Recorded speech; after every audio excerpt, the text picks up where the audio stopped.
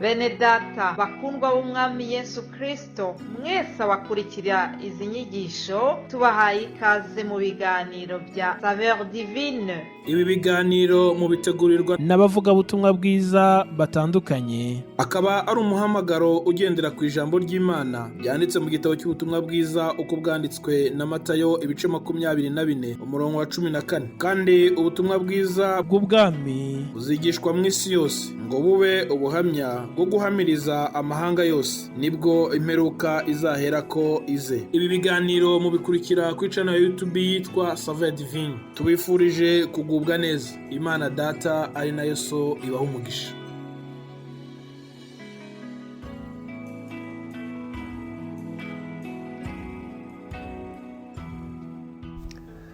Shalom shalom.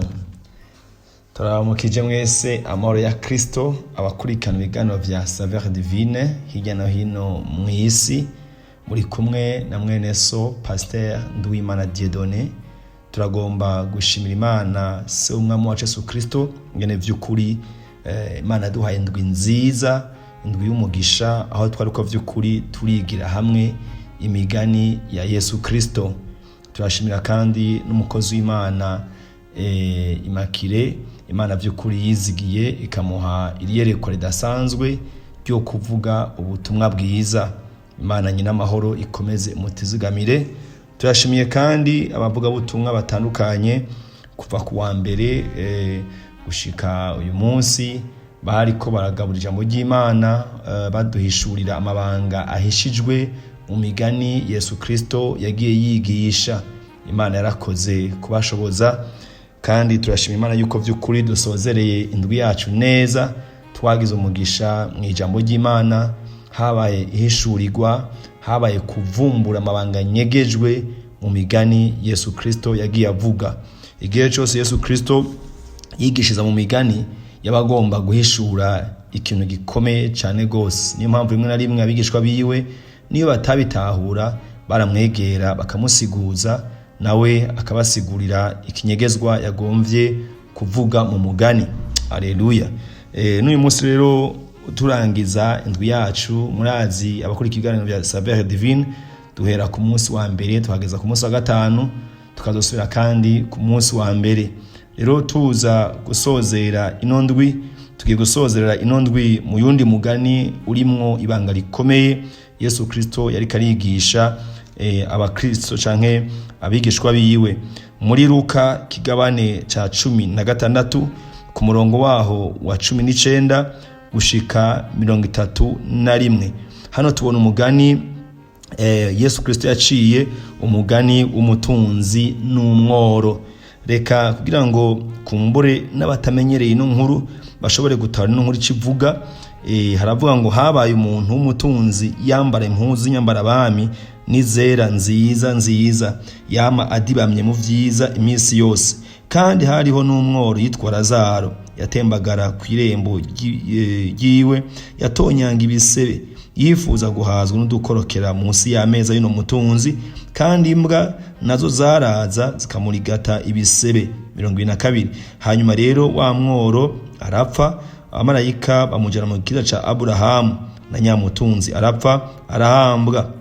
Ari kuzimu ararangamiza, ababazwa cane, abona Aburahamu ari kure na Lazaro ari mu kiriza ciwe. Aratabaza ati, Aburahamu muvyeyi, ngirira ikigongwe, rwinka Lazaro akoze isonga ry'urutoke mu mazi, amfuvye ururimi kuko nseserejwe muri uru rubeya. Aburahamu aramubwira ati, mwana wanje, ibuka yuko wahawe ibyiza vyawe ukiriho, Lazaro nawe yahawe ibibi, nonamariwe imibabaro hano, nawe uraseserezwa. 26. Mbere ukuye n'ivyo hagati yacu namwe hari manga ihambaye yashizweho, kugira ngo nihagira abagomba kuva ino bakaja aho muri ntibabishobore, kandi ngo ntibave iyo ngo bashike aho turi. Nawe ati, ndakwinginze se muvyeyi, umurungike mu rugo kwa data, kuko mfise bene mama 5, bababwire uko bimeze, ngo nabo ntibaze baze hano hantu ho kubabarizwa. Aburahamu aramubwira ati, bafise ibya Mose n'ibyo bavugishwa n'Imana nibabumvire. Nawe atoyaye Aburahamu muvyeyi, ariko nihajayo uvuye mu bapfuye bazokwihana.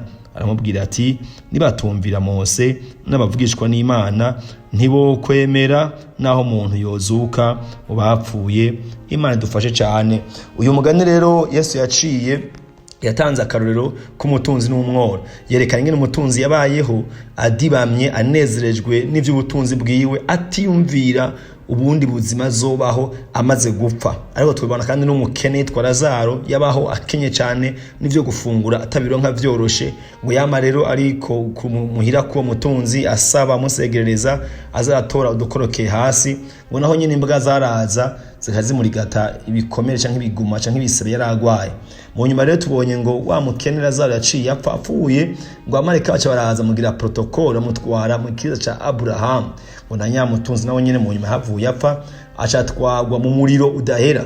Wa mutunzi ngo abino mu yamaso abona Abraham abona na Lazaro ari mu kiriza ciwe, niho tubone ngo atanga gutabaza ngo Abraham umuvyeyi yirunyika Lazaro aze amfuvye ankize uko ndiko ndasha cyane, avuga ko bidashoboka ko bikunda yuko Lazaro yova ahari akagenda gufasha uwo mutunzi.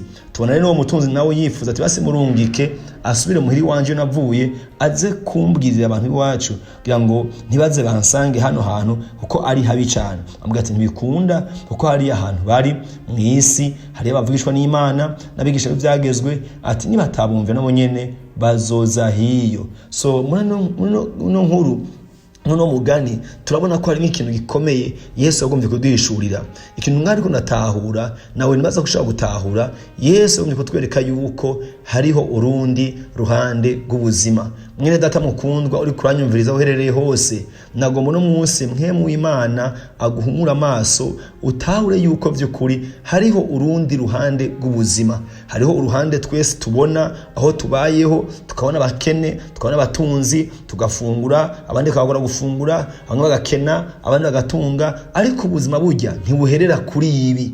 Hari abandi rero kubera batazi yuko ari urundi ruhande rw'ubuzima bamara imyaka yabo yose biruka inyuma y'ibi, biruka inyuma biriya, abandi bakagira bakapfa na biriya, ugasanga amaso y'umuntu wese inkomezi we zose ariko yubaka ibyo ngaha gusa boneshwa amaso. Umuntu yagacabaho ari mugendera mu kinyoma c'umwansi atazi ko ari urundi ruhande rw'ubuzima azobamwe amaze gupfa cyangwa amaze kwambura umubiri, nko twabonye byashikiye uno mutunzi. Yitwara si by'isi gusa ariko yibagira yuko hariho urundi ruhande rw'ubuzima. Mwene datunyumviriza ndagomba utari kino kinyegezwa.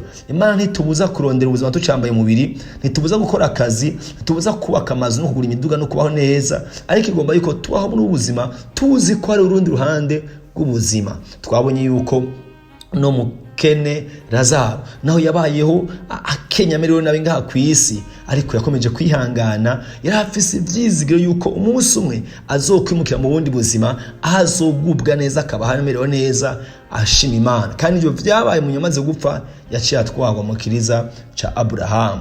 Rero ndasenga Imana ngo mwese mukurikire ubutumwa bwiza bwa n'ibiganiro vya SAVEUR DIVINE. No kuri muri nondwi twize imigani myinshi itandukanye, ariko no mugani ndabona mu Imana kuganiriza biciye no mugani. Aho uherereye unyumviriza, uri mu mama, uri mu papa, uri umusore, uri umwigeme, muri couple, muri ubatse, ukora akazi hariya cyangwa umudandaji, ariko muri vyose wame wibuka yuko hariho urundi ruhande rw'ubuzima. Nayo mpamvu Imana yaduhaye amaso abiri, ijisho rimwe riraba ngaha ku isi, irindi jisho riraba ku rundi ruhande rw'ubuzima aho tuzoja tumaze kwambura ino mibiri. Nico reka inyegezwa Yesu yagomye kuduhishurira hano vy'ukuri muri umugani. Ikindi ndangiza nuko yatweretse yuko uyu mutunzi yarifuje ko botuma Lazaro kuza kubwira abo yasize muhira kugira ntibazamusange muri ico kibanza. Mwene data aho uzoja inyuma y'ubuzima twabonye ko hariho ibibanza bibiri, hariho mu gihe ca Abraham hakabaho no mu rudahera. Aho umuntu azoja inyuma y'ubuzima ahatoranya ahitamwo acambaye n'umubiri akiri muzima. Ndagomba rero ngo nimba uherereye hose utarahakira umwami Yesu, umeze nk'umuntu afise passport ariko itarimwo visa, ariko uwundi muntu ari ngaha ku isi yaramaze kwakira umwami Yesu ameze nk'umuntu afise passport ariko irimwo visa. Umwanya n'umwanya arashaka kuri indege agana mu kindi gihugu. Rero ndasenga Imana ngo mpemu w'Imana aganize umutima wawe. Urakoze aho uherereye hose, nimba wumva by'ukuri ukeneye gutegura ubuzima bwawe kugira ngo umenye aho uzoja nyuma y'ubu buzima, uno munsi igihumeka cy'ubu butumwa bwiza, uyu mugani n'umugani wawe, yagusamazwa n'ivyisi gusa nkuno mutunzi, ariko ugira ubwenge nka Lazaro, umenye yuko nyuma y'ubuzima hariho urundi ruhande rw'ubuzima tuzobamwo imyaka yacu yose. Yesu aguhezagire uherereye hose, wowe kuri ibiganiro bya SAVEUR DIVINE. Yesu aguhezagire cyane. Turagomba gusenga rero kugira ngo ino ndwi yose ico Imana aguhe gutahura kigume mu mutima wawe mu izina rya Yesu Kristo.